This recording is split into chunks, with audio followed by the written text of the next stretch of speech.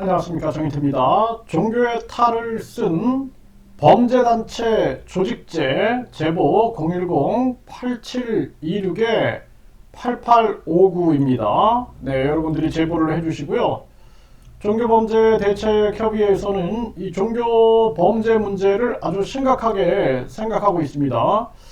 종교의 탈을 쓰고 범죄단체를 조직해서 조직적으로 사기죄를 전개한다든지, 또 이러한 범죄단체 조직죄가 성립이 되게 되면 부역자들이 방조죄가 아닌 공범이 되는 거죠. 네, 공범이 돼서 이 정확하게 더 가중 처벌이 될 수가 있게 되는 것입니다. 그래서 종교의 탈을 쓴 범죄단체 이 조직이라는 것은 아주 위험한 그러한 상황이죠.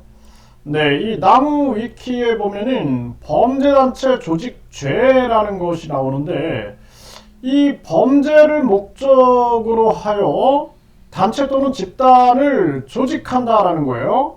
그래서 이럴 경우에는 사형 또는 무기 또는 장기 4년 이상의 징역에 해당하는 범죄를 목적으로 한다라는 거죠. 네, 그래서 이 대표적인 게 조직폭력배들, 네, 그리고 조직적인 전기통신 금융사기, 네, 보이스피싱 같은 거죠. 이러한 부분들, 또 중고차 사기단들, 이게 굉장히 심각하죠. 중고차 사기단, 중고나라 사기 조직, 사이버 거래를 통해서 중고나라 사기 조직, 보험 사기단, 네, 이 보험 사기단 문제 아주 심각한 문제죠. 마약 유통 조직, 네, 이런 부분들, 고의적 전세 사기, 네, 전세 사기 단체, 이거 심각한 문제죠. 그 다음에 이 베트남에서 20억 원대 마약 들여온 일당, 여기도 이제 범죄 단체 조직죄를 적용했다라는 것입니다. 네, 그래서 이 정말 이 심각한 문제가 아닐 수가 없는 거죠. 네, 이 각종 뭐 성범죄부터 시작해가지고 이런 것들이 범죄 단체를 만들어가지고, 네, 범죄 단체 조직을 만들어가지고 전개하는 이러한 부분들이 아주 무시무시한 체계를 가지고 있는 겁니다.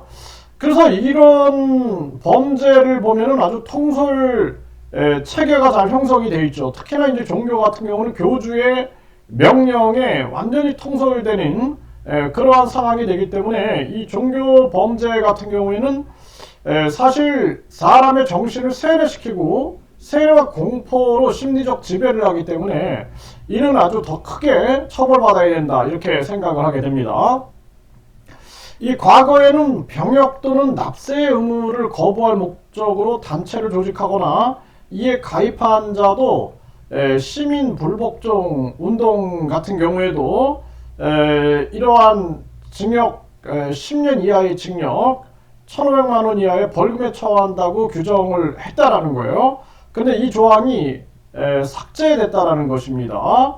네, 그래서 현행법상 병역 또는 납세 의무 거부는 이거는 병역법, 균형법, 조세범 처벌법에서 처벌하고는 있지만 모두 장기 4년 미만의 법정형으로 처벌하고 있기 때문에 법 개정으로서 위 목적의 범죄단체 조직의 경우에는 개정 헌법상 네, 범죄단체 조직죄로 처벌할 수 없다. 네, 이렇게 이 당연한 거겠죠. 이거 뭐 시민 불복종은 양심운동인데 뭐 정치꾼들이 각종 범죄를 저지르면서 국민 세금 빨아먹고 정당 보조금, 선거 보조금, 선거 보존금, 또 특할비 이런 거 할 때 국민들이 여기에 대해서 시민 불복종 운동 할 수가 있겠죠. 네, 그래서 이 법안이 폐지됐다, 이렇게 볼 수가 있고요.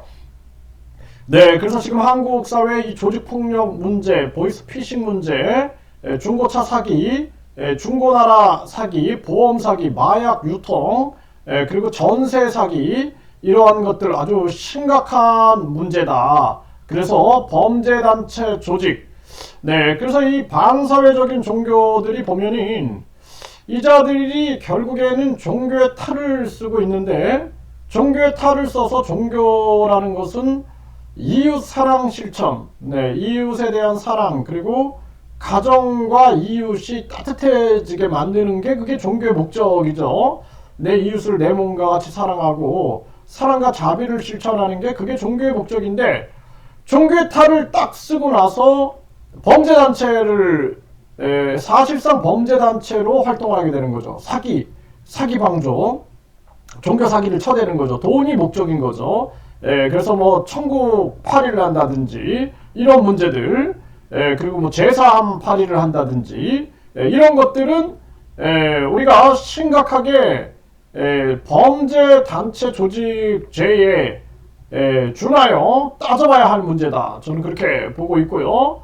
뿐만 아니라 각종 영성 상품을 판매해가지고 이것이 사기성이 짙다든지, 지금 일본 같은 경우에는 한 종교가 영성 상품 문제 때문에 이 종교 법인이 해산 청구되는 그러한 문제까지 지금 빚어지고 있죠. 그리고 본인이 신이다, 본인이 절대자다 해가지고 많은 사람들을 각종 범죄의 대상으로 삼아서 성착취, 노동착취, 돈 갈취 이런 행위들을 저지르는 자들이 많이 있는 거죠. 그리고 심지어는 어떤 물을 가지고 영적인 물이다 해가지고 사기를 치는 경우들, 이런 것들도 아주 심각한 문제다, 우리가 이렇게 볼 수가 있는 것입니다. 그래서 이 교주가 사실상 두목이죠. 두목이고 그 밑에 있는 부역자들이 공범인 경우가 상당히 많습니다. 그래서 이럴 경우에는 방조죄로 2분의 1로 처벌하는 게 아니라 그를 정범, 그러니까 준범이 아니라 정범으로 하여 범죄단체 조직법에 의해서 동일한 처벌을 할 수 있는 이러한 범죄단체 조직죄. 그래서 이번에 한 교주가 징역 23년을 선고받았는데, 그 측근들이 보면은 뭐 징역 7년이다, 뭐 징역 3년, 4년 막 이런 걸 받습니다. 이 방조죄가 적용이 되는 거예요, 방조죄. 네, 그래서 거들어 도왔다라는 거죠. 이런 방조죄가 적용이 되면은 거의 그 정범의 한 2분의 1 정도로 처벌을 받는 게 이게 이제 상례인데, 그런데 이게 이제 범죄단체 조직죄다 이렇게 될 경우에는 상황이 달라지죠. 그 부역자들, 그 측근들, 그 조력자들, 이 방조자들이 정범이 되는 겁니다. 정범이 되면 같이 처벌을 받게 되는 거죠. 정범과 동일하게 처벌을 받게 되는 것입니다. 그래서 방조죄보다는 2배로 처벌을 받을 수 있는 게 범죄단체 조직죄다라는 것입니다. 그래서 이 종교 범죄에 가담하고 있는 부역자들, 이들은 미필적 고의에 의한, 그러니까 이것이 각종 불행한 일을 만들 수 있는 것을 인식을 하면서 했을 경우에는 미필적 고의죄가 성립이 될 수 있겠죠. 그리고 방조죄, 그리고 범죄단체 조직죄. 네, 이게 대한민국의 많은 이 반사회적인 사이비 종교들이 범람하고 있습니다.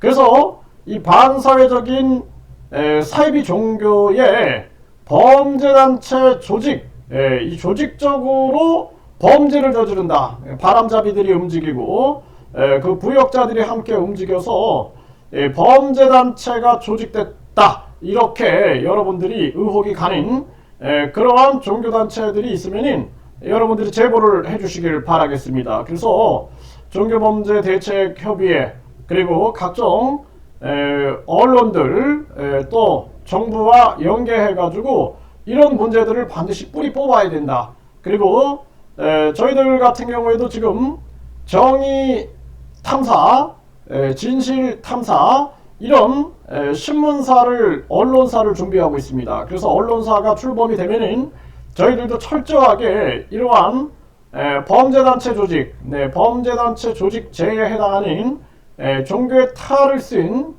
그러한 많은 범죄 조직들을 사회에 고발하고, 그리고 그 문제 해결하기 위하여 정부기관과 함께, 수사기관과 함께 이 문제를 해결하는데 총력을 기울이고, 전국의 암행어사 제보자들, 암행어사 기자들이 함께 활동해가지고 우리가 철저하게 대한민국을 밝게 만드는데 주력을 해야 합니다.